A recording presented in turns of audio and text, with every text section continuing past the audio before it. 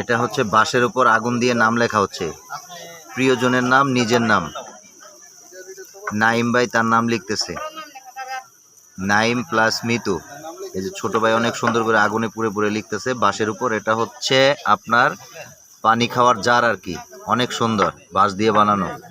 এই হচ্ছে পানি খাওয়ার মগ। এগুলা হচ্ছে আপনার পানির জার, এগুলা 150, 120, 180, অনেক সুন্দর পানি খাওয়ার জার, অনেক সুন্দর বাঁশ দিয়ে বানানো, অনেক সুন্দর। এগুলা হচ্ছে চায়ের কাপ, বাঁশ দিয়ে বানানো, অনেক সুন্দর। পাহাড়ি উপজাতিদের এগুলা, আমরা ব্যবহার করি শৌখিনভাবে, তারা এগুলো সবসময় ব্যবহার করে থাকে। অনেক সুন্দর চায়ের কাপ।